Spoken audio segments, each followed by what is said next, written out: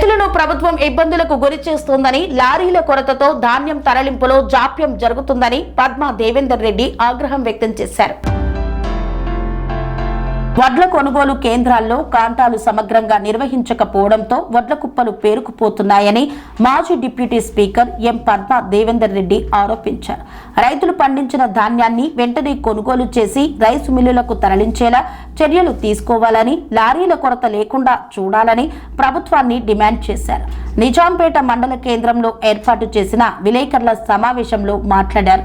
రైతులు పండించిన ధాన్యాన్ని కొనుగోలు చేయడంలో ప్రభుత్వం పూర్తిగా విఫలమైందని విమర్శించారు. కొనుగోలు కేంద్రాల్లో కాంటాలు సక్రమంగా నిర్వహించకపోవడంతో రైతులు రోజుల తరబడి ధాన్యం వద్దే కాపలా కాస్తూ ఇబ్బందులు పడుతున్నారని ఆవేదన వ్యక్తం చేశారు. గోనె సంచులు, సుత్తిళ్లు వంటి మౌలిక సదుపాయాలు కూడా అందుబాటులో లేక రైతులు తీవ్ర ఇబ్బందులు ఎదుర్కొంటున్నారన్నారు.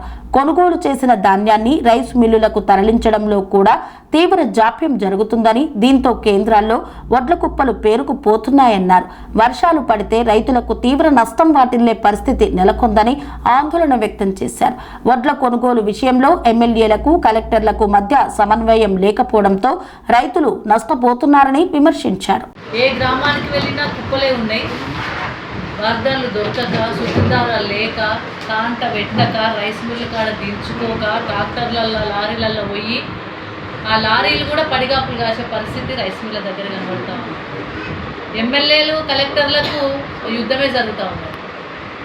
కలెక్టర్ల మీద వాళ్ళకి కావాల్సిన సరంజాం ఇవ్వకుండా, వాళ్ళ బార్దాన్లు కానీ, శుద్ధిదారాలు కానీ, రైస్ మిల్లకు అలాట్మెంట్ కానీ చక్కగా ఇయ్యక కలెక్టర్ల మీద అరిస్తే ప్రభుత్వం చేసే పనులకు మంత్రి రివ్యూ లేవు, ముఖ్యమంత్రి రివ్యూ లేవు.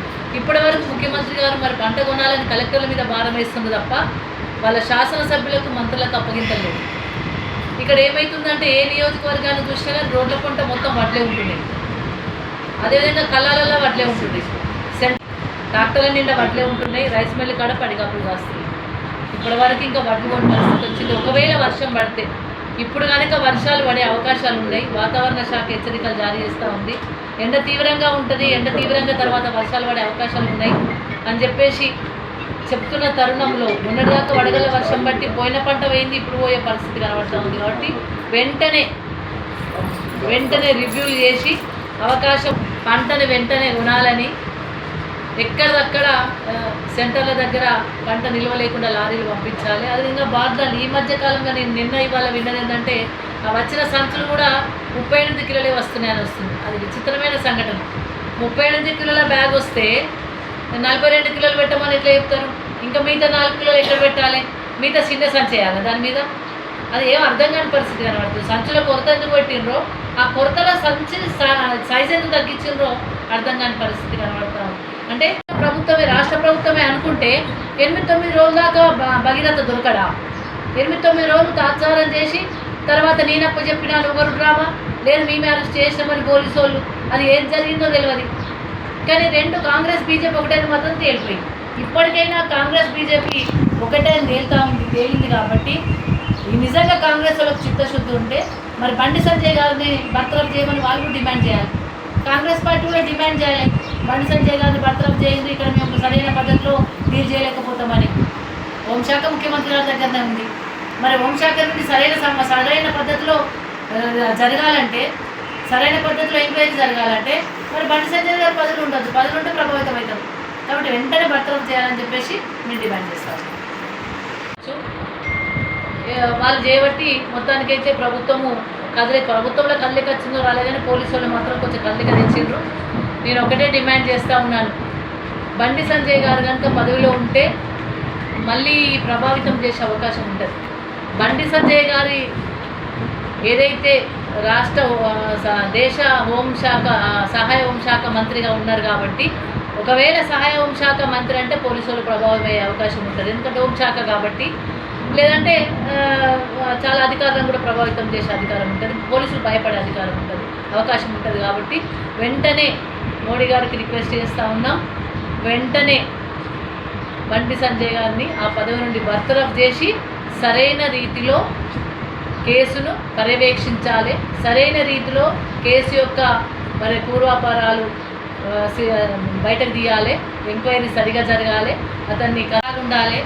ఎన్ని కిలోల జోకాలే, ఎంత బార్దాన అవసరం, ఎంత డిమాండ్ ఉంది, ఎంత నీడ్ ఉంది అనేది ఇప్పటివరకు ఇంకా మంత్రుల దగ్గర చేతుల వాళ్ళకు అదే లేదు, లెక్కలే లేవు. ఎంత కొన్నాం, ఎంత పైసలు వేసినామో లెక్కలేని పరిస్థితి కనబడతాం. అందుకని అధికారులు మాత్రం బలవుతూ ఉన్నారు. నేను ఇప్పుడు కూడా ప్రభుత్వాన్ని డిమాండ్ చేసేదంటే వెంటనే ఎక్కడ లారీల కొరత లేకుండా, రైస్ మిల్లు దించుకునే విధంగా, బార్దాన్ కొరత లేకుండా, సంచుల కొలతలు తగ్గించకుండా వెంటనే ఎక్కడ పడితే అక్కడ రైతులు ధర్నాలు చేస్తూ ఉన్నారు. మరి కాంగ్రెస్ నాయకులు ధర్నాలు చేసే పరిస్థితి వచ్చింది.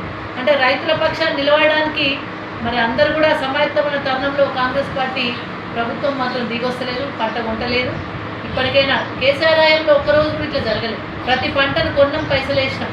అంటే కేసీఆర్ హయాంలో పంట వండింది, పంటకు నీళ్ళు ఇచ్చినాం, రైతు బంధు ఇచ్చినాం, పంట కొన్నాం, పైసలు వేసినాం. చివరికి తడిసి ఎప్పుడన్నా అలకాల వర్షం పడి తడిస్తే నల్ల వడ్లను కొని మొలకలు వచ్చిన వాటిని కూడా కొన్నారు తప్ప ఎన్నో రైతులను ఇబ్బంది పెట్టలే. ఈ ప్రభుత్వం మాత్రం రైతులు చాలా ఇబ్బంది పడుతూ ఉన్నారు, చాలా నష్టపోతూ ఉన్నారు. అటు రైతు బంధు లేదు, ఇటు పంటకు కరెంటు సక్కగా లేదు, పండిన పంట కొనే పరిస్థితి లేదు. కాబట్టి వెంటనే అన్ని సెంటర్ల దగ్గర కూడా పంటను కొనాలి, లారీలు పంపించాలని చెప్పి డిమాండ్ చేస్తూ ఉన్నాం. ఒకటి. రెండో తీవ్రమైన సమస్య ఏంటంటే ఒక మైనర్ బాలికను ఇబ్బందికరమైన పరిస్థితులకు నెట్టేసిన సాయి భగీరథ అనే వారిని అరెస్ట్ 10 రోజులు తాత్సారం చేసి పోలీసులు అరెస్ట్ చేసిండ్రు. ఎట్టకేలకు బీఆర్ఎస్ పోరాటం వల్లనే మరి బీఆర్ఎస్ మహిళా సంఘాలు కావచ్చు, మిగతా సమాధానాలు రావాలంటే మరి బండి సంజయ్ గారు పదవిలో ఉంటే అవన్నీ వచ్చే అవకాశం ఉంటుంది, ప్రభావితమయ్యే అవకాశం ఉంటుంది. కాబట్టి బండి సంజయ్ గారిని బర్తరఫ్ చేయాలని చెప్పేసి డిమాండ్ చేస్తాను. చాలా చోట్ల కూడా నేను కాంగ్రెస్ బీజేపీ ఒకటే అని ఎందుకంటామంటే చాలా చోట్ల కూడా బర్తరఫ్ చేయాలని చెప్పి ధర్నాలు చేస్తే కాంగ్రెస్ బీజేపీలు కలిసి బీఆర్ఎస్ వాళ్ళ మీదకి యుద్ధానికి వచ్చే ప్రమాదం కనబడతాం. కాంగ్రెస్ వాళ్ళకి ఏమొచ్చిందో నాకు అర్థం కాలే. కాంగ్రెస్ వాళ్ళు మైనర్ బాలికకి ఇబ్బంది వస్తే రక్షించలేదా మీ ప్రభుత్వం? రాష్ట్రంలో కాంగ్రెస్ ప్రభుత్వమే ఉంది కదా. రేవంత్ రెడ్డి గారి ప్రభుత్వం బాలికను రక్షించే ఆర్తనాదం వినబడతలేదా? బాలికను రక్షించరా? మరి బాలికను రక్షించమని చెప్పేసి బీఆర్ఎస్ పార్టీ వాళ్ళు అక్కడక్కడ బర్తరఫ్ చేయాలి బండి సంజయ్ గారిని అంటే కాంగ్రెస్ వాళ్ళకి ఏమవుతుంది? వాళ్ళు వచ్చి పోరాటంలో దిగుతున్నారు. అంటే బండి సంజయ్ గారికి సపోర్ట్ చేస్తూ కాంగ్రెస్ ప్రభుత్వం కూడా నిలబడతా ఉన్నది. కాంగ్రెస్ బీజేపీ ఒకటని తేలిపోయినాయి. అది నిజంగా చెప్పండి, కాంగ్రెస్ బీజేపీ దోస్తులని చెప్పేసి గంట పదంగా